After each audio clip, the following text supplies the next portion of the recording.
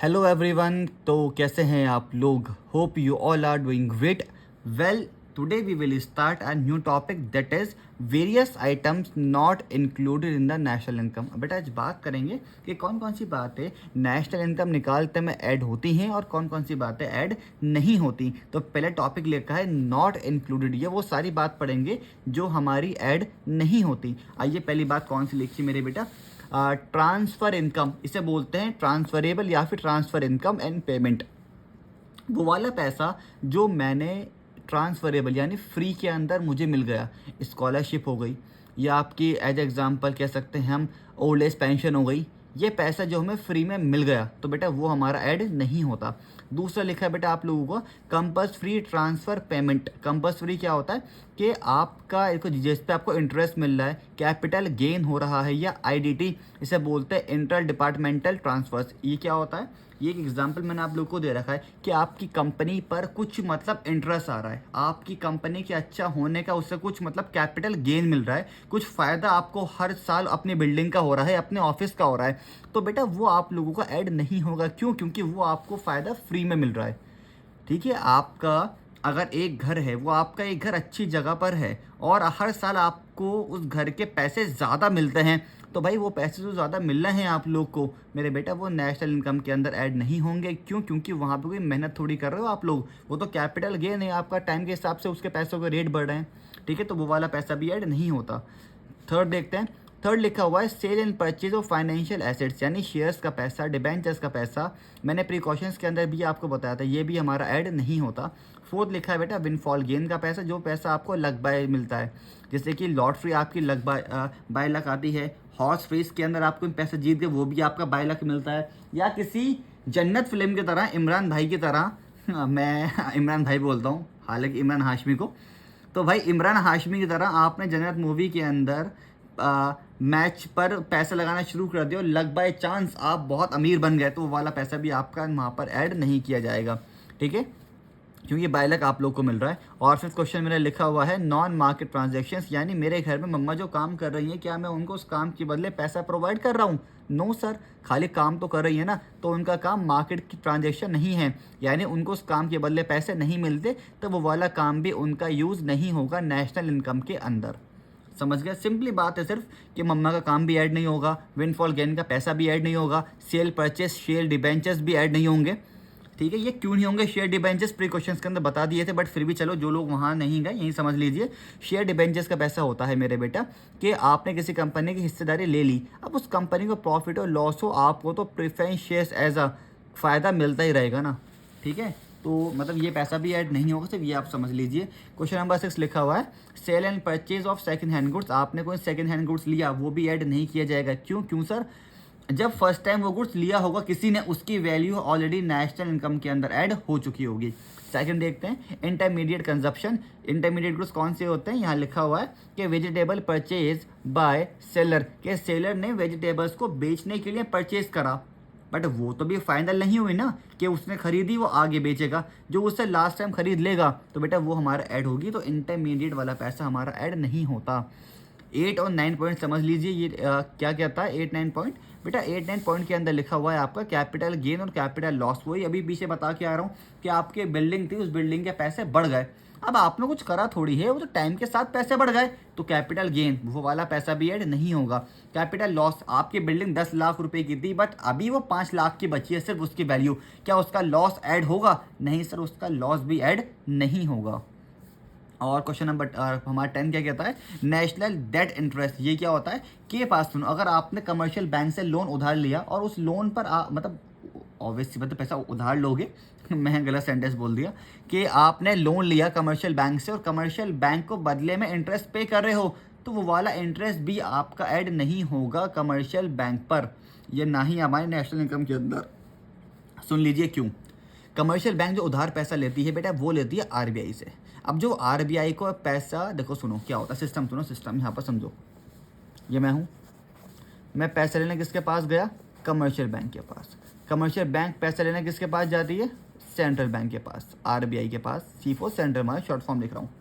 इसने पैसा इसको दिया और फिर इसने वही पैसा मुझे दे दिया। अब मैंने इसको इंटरेस्ट दिया, इसने वही इंटरेस्ट आगे दे दिया। तो जो ये इंटरेस्ट आगे दे रही है सेंट्रल बैंक को, जो इंटरेस्ट मिल रहा है, जो कमर्शियल बैंक से सेंट्रल बैंक को इंटरेस्ट का पैसा मिल रहा है, मेरे बेटा वो वाला पैसा ऐड होगा, मेरा वाला पैसा ऐड नहीं होगा। अगर मेरा वाला भी ऐड हो जाएगा, इसका वाला भी ऐड हो जाएगा, तो भैया ये हो जाएगी डबल काउंटिंग पे, पैसा दो बार काउंट हो जाएगा, जो तुम लोगों को नेक्स्ट क्लास के अंदर पढ़ाऊंगा मैं। ठीक है, तो ये वाला खाली जो कमर्शियल बैंक इंटरेस्ट देती है सेंट्रल बैंक को, वो वाला ऐड होता है नेशनल इनकम के अंदर। जो मैं देता हूँ कमर्शियल बैंक को वो ऐड नहीं होता, और उसी में उसको मैं क्या बोलता हूँ, नेशनल डेट इंटरेस्ट। उम्मीद है बात आप मेरी समझ गए होंगे पॉइंट नंबर 10 की। चले आगे, अब कौन कौन से आइटम्स पढ़ने हैं जो हमारे ऐड होते हैं। चलिए, फर्स्ट आइटम कौन सा लिखा हुआ है, ब्रोकर्स कमीशन। बेटा कौन सी होती है ब्रोकर कमीशन, जो हमें किसी चीज़ के बदले कोई चीज़ दिलवाता है, ठीक है, उससे बोलते हैं दलाल। उसका पैसा ऐड होगा, क्यों? क्योंकि उससे दलाल का काम ही होता है चीज़ों को दिलवाकर पैसे लेना, कमीशन लेना। मैं बोलूँ डॉक्टर्स की कमीशन है तो बेटा वो ऐड नहीं होगी, सिर्फ ब्रोकर है तो उसकी कमीशन नेशनल इनकम के अंदर ऐड की जाएगी। ठीक है, क्वेश्चन नंबर 12 देखते हैं। Service provided by the owner of production units. किसी ऑनर ने सर्विस प्रोवाइड करी, यानी मैं बोलता हूँ कि मैं एक ऑनर हूँ अपनी कंपनी के अंदर, मैंने अपनी कंपनी के अंदर कोई गुड्स बनाए और उसको मैंने खुद ही यूज़ कर लिए। मैंने प्रोडक्शन तो करा ना यार, चाहे अपने लिए मैंने वो चीज़ बनाई, लेकिन बनाई ना, तो बेटा वो वाली पैसा मेरा नेशनल इनकम के अंदर ऐड किया जाएगा। ठीक है, 13 क्या लिखा है, capital formation, it means construction of new house. आपने कोई नया घर बनाया तो वो तो ऑब्वियसली बात है ऐड होगा, पुराना ऐड नहीं होगा। 14 कौन सा लिखा है, पेमेंट ऑफ बोनस। बोनस क्या होता है कि कंपनी के अंदर आपने कभी ज़्यादा काम कर दिया या कोई अच्छा काम कर दिया जिसकी वजह से कंपनी को फ़ायदा हुआ, तो कंपनी आपको बोनस दे दी है और ये पैसा आपको ऐड होगा। क्यों? क्योंकि ये पैसा आपको मेहनत करने के बाद मिल रहा है, बोनस। ठीक है, क्या लिखा है 15 पॉइंट, फ्री सर्विसेज यानी एजुकेशन बाय द गवर्नमेंट। अगर सरकार कोई एजुकेशन दे रही है बच्चों को फ्री के अंदर, तो उस पर जो पैसा खर्च हो रहा है वो पैसा मेरा ऐड होगा। क्यों? क्योंकि वो कंजप्शन एक्सपेंडिचर है, कुछ कंज्यूम करने के लिए सरकार पैसा ऐड कर रही है ताकि बच्चे पढ़ लिख के आगे थोड़े बड़े आदमी बन जाएं। ठीक है, तो ये वाला पैसा ऐड होगा। और 16 कौन सा लिखा है, payment of bus fare by household. Household मतलब जनरल पब्लिक। अगर आप लोग कहीं जा रहे हो और रास्ते में आपने बस का टिकट लिया, बस फेयर लिया, तो वो वाला पैसा भी ऐड होगा, सिंपली वाली बात है। 17 profit earn by Indian company from is branch abroad. एक इंडियन कंपनी की ब्रांच कहाँ पर है भाई, एब्रॉड के अंदर, तो ये भी पैसा ऐड होगा क्योंकि वो रेजिडेंट है। ठीक है, और 18 क्या लिखा है मेरा, expenditure incurred by a foreign tourist. क्या मतलब समझ लो इसका मतलब, as the exported goods are produced within the country domestic territory, they are included for the determining the output of an economy। कहने की बात है, मेरी कंट्री के अंदर कोई भी गुड्स वगैरह बिक रहा है, मतलब उस गुड्स का प्रोडक्शन कहाँ हुआ, मेरी कंट्री के अंदर हुआ ना, और उसको खरीदने के लिए पैसा खर्च कर दिया किसी फॉरेन ने, तो वो तो ऐड होगा। यहाँ देख लीजिए, वाला पॉइंट पढ़ रहा हूँ 17, शायद देखा नहीं आपने, दोबारा देख लीजिए। ठीक है, ये वाला पैसा भी मेरा ऐड होगा 17 पॉइंट का। 18 पॉइंट का पैसा देख लीजिए, एक्सपेंडिचर 18 पॉइंट का पैसा हमारा ऐड होगा, 17 का भी ऐड होगा, ये सारे ही ऐड होंगे बेटा। 19 क्या लिखा है, interest on loan paid by the commercial bank. समझ गए, interest on loan paid by the commercial bank. देखो अब यहाँ इंटरेस्ट पेड कौन कर रहा है, बाय द कमर्शियल बैंक, तो ये ऐड होगा। मैं कमर्शियल बैंक को पे कर रहा हूँ, वो ऐड नहीं होगा। Commercial bank by commercial bank मतलब वो पे कर रही है किसको, आगे सेंट्रल बैंक को, तो वो वाला पैसा ऐड किया जाएगा। मुझे उम्मीद है कि आप ये सारी बात समझ चुके होंगे। एक बार नोट डाउन कर लीजिए, या मुझसे नोट्स का पीडीएफ लेकर, वैसे डिस्क्रिप्शन बॉक्स में होगा, ठीक है, अगर नहीं है तो आप मुझसे ले लीजिए और उसके नोट्स निकल के पढ़ना शुरू प्लीज़ कर दीजिए। अब इसमें कुछ और चीज़ें हैं, क्या चीज़ें हैं कि मैंने यहाँ पे कुछ आप लोगों ने बच्चा केस स्टडीज़ लिखी है, इंक्लूडेड और नॉट इंक्लूडेड। तो चलिए पहला पॉइंट बताइए मुझे, कंस्ट्रक्शन ऑफ न्यू हाउस। अभी क्या बताया सर, ऐड होगा। विनिंग ऑफ लॉटरी प्राइस, ये ऐड क्या होती, नो सर, ये ऐड नहीं होंगी क्योंकि लगभग चांस से पैसा मिलता। Third, increase in the price of stock lying with the trader. अगर हमारा कोई भी मतलब स्टॉक एक मतलब प्राइस हमारा बढ़ गया, स्टॉक लाइंग एक ट्रेडर के पास है, तो वो वाला पैसा हमारा ऐड होगा क्या, नहीं बेटा, क्योंकि फ्री के अंदर हमें कोई प्राइस मिल रहा है तो वो ऐड नहीं होगा। फोर्थ कौन सा लिखा है, नेशनल डेट इंटरेस्ट। सोचो डेट कौन सा होता है, नेशनल डेट इंटरेस्ट, वही वाला पैसा जो हम इंटरेस्ट दे रहे हैं किसको, कमर्शियल बैंक को, तो वो ऐड नहीं होता।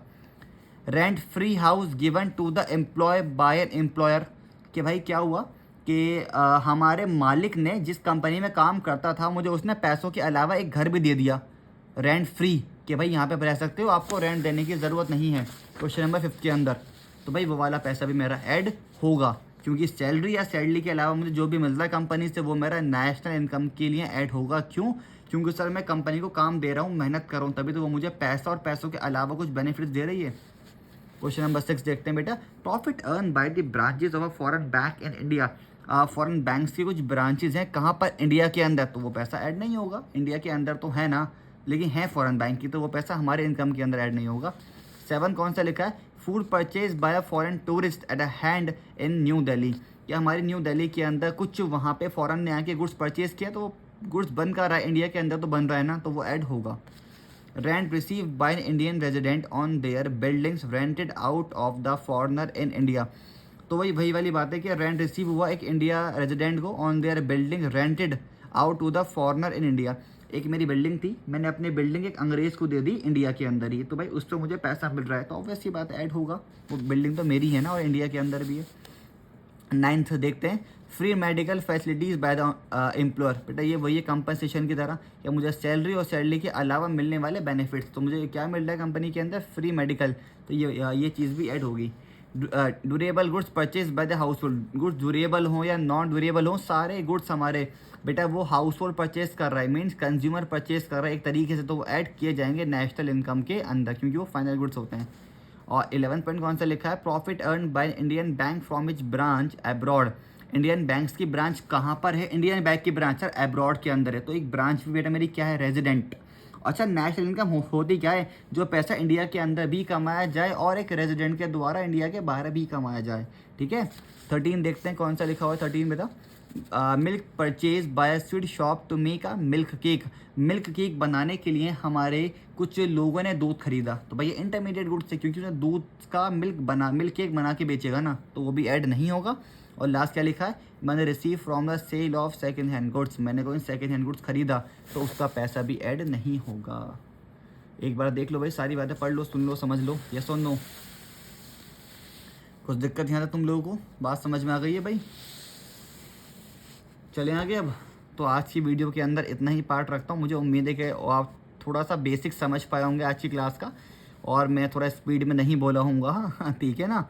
कुछ डाउट लगता है तो प्लीज़ मुझे बताइएगा, और नोट्स को एक बार प्लीज़ निकलवा लीजिए, बहुत इजी लैंग्वेज के नोट्स हैं, मेरा यकीन करो, पढ़ के देखो, बातें समझ में आएंगी। बुक्स में बहुत हार्ड लैंग्वेज लिखी होती है मेरे बेटा, ठीक है। चलें आज के लिए इतने रखते हैं, बाकी बात करते हैं आपसे नेक्स्ट पार्ट के अंदर, जहाँ हम पढ़ेंगे next topic, that is the problems of double counting. तो चलें, till then good luck, good bye and peace out.